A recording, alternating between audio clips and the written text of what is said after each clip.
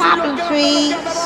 Ridicache, Thierry Duval-Destia, Ridicache, Franck Diva, Maharaja deuxième, Maharaja qui revient sur Ridicache, Maharaja les deux favoris, Ridicache, Infinity Foura, Ridicache, Franck Diva, Thierry Duval-Destia, Maharaja est deuxième, Olga Bilouette c'est troisième, Oriol Garcia quatrième, Quatergenti cinquième. Et bonjour à tous les amis, on se retrouve pour le KT dominical, toujours sur l'hippodrome de Deauville, toujours sur les 700 mètres, toujours en ligne droite. J'espère que vous avez la forme. Alors c'est le grand handicap de Deauville, 16 partants, d'échafaudage. Je pensais qu'aujourd'hui le terrain serait juste souple à très souple, il est déjà lourd.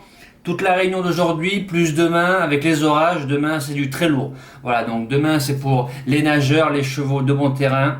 On les met à la cave. On démarre de suite les bases de jeu. C'est parti les amis. Alors mon gagnant, le 5, Rock Angel, Picon, Chappé. L'année dernière, il fait 3e de cette course en 45 de valeur. Cette année, il est en 44. Tout a été visé sur cette course-là. Il reste sur deux belles courses, classe 2 et Listed Race, étant battu par Motamaris, un cheval de groupe 1.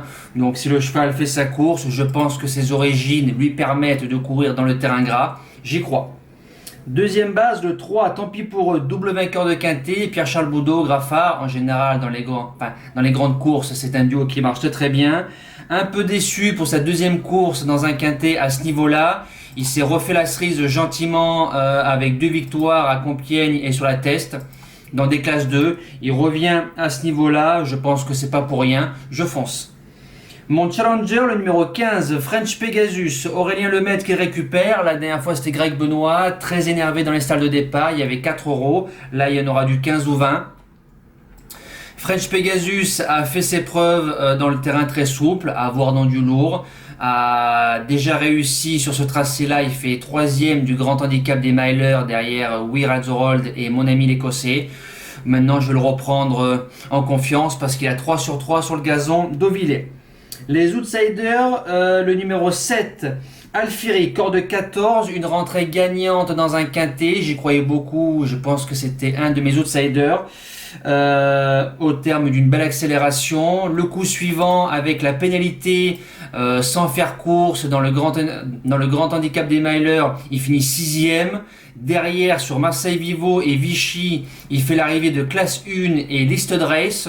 Attention, si le cheval a la course qu'il faut, ça peut faire mal. Deuxième outsider, le 13, Goto Hollywood, Maxime Guyon qui récupère, 5e de l'épreuve de référence, enfin d'une des épreuves de référence, pareil, course école. Je viens finir 5e, on appelle cette fois-ci Maxime Guyon, je pense que ça va finir dans les 5. Et lui a fait ses preuves sur le très lourd.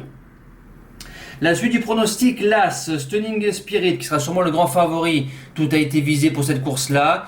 Il a 2 sur 2 sur le tracé dans des groupes 3. Voilà, il arrive dans ce bel handicap, même sous 61 kg. J'y crois aussi. Ensuite, le 9, Tonnancourt, Julien Auger, Montfort. Tonnancourt, un bon petit cheval qui fait pratiquement toutes ses courses. Il se garde dans une sélection. Première fois sur Deauville, première fois en ligne droite. Il reste sur 2 places de deuxième.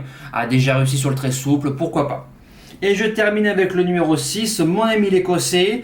Alors mon ami l'Écossais, il sera sûrement très joué, il peut servir de base. Il a 6 sur 6 à Deauville, il fait 2e du grand handicap des milers. Maintenant 1600 mètres, c'est le bout du monde. En terrain très lourd, la distance sera rallongée. Il se garde bien évidemment dans un pronostic. S'il y a un cheval qui reste au box, en cas de non partant, le 2, Teston, l'année dernière, il fait l'arrivée de cette course-là à 2e en 41, il est en 46, 5 kg de plus, ça fait beaucoup, en terrain très lourd, faut voir, mais mettez-le dans une longue. Mes impasses, le 11 que j'adore beaucoup, Villaro, 1600 mètres, c'est un peu court à ce niveau-là, plus la pénalité qu'il a pris. Alors attendez, Villaro, c'était ma base la dernière fois, il prend 3 kilos. À voir à ce niveau-là, je serais très surpris de le voir dans les 5. Et le numéro 4, Stormbringer, meilleur sur le court, en terrain très lourd. Faut voir aussi, je n'y crois pas. Voilà, le quintet c'est terminé, nous passons au cheval du jour. Le cheval du jour, alors vous avez vu d'une semaine à l'autre, quintet dans l'ordre plus 4, cette semaine les quintets moins bien et moins 4. Hier, For Love En réunion 6, course 4, Gwen Juno a drivé pour gagner devant, il a fait dérouler. Entrée de ligne droite, je pense pas qu'il ait la sauce pour gagner, mais au moins finir troisième. Le cheval de Maurice cuit, rincé qui nous bloque, et le cheval de Garcia qui part à la faute, qui nous bloque aussi. Gwen qui pose les mains. En tout cas, je pense que c'était pour hier. Dommage, manque de chance. Nous espérons tout à l'heure Havana Dorcy nous relancer la série. Et pour dimanche, en réunion 3, course 7, au Mont-Saint-Michel, un cheval que je connais très très bien, le numéro 3, Dénicheur du Vif, 25 placés, je vous explique.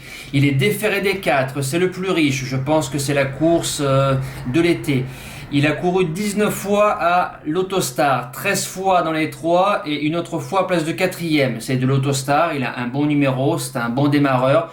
Je suis pas fan du driver. Émeric Thomas, c'est pas ma cam, mais c'est son cheval et c'est un petit dur. Faut se méfier de Concerto Royal, Devise du Vivier, Cœur de Loup et Disco d'Ocagne. Ils sont 4-5 à pouvoir lutter pour la gagne. Dénicheur, c'est un cheval qui se monte de l'avant, déféré des 4. L'Autostar, pour moi, ça doit pas bouger des 3 premiers. Voilà, nous les amis, c'est terminé. Je vous souhaite encore un excellent week-end et je vous dis à demain pour Clairefontaine. Merci à tous, ciao!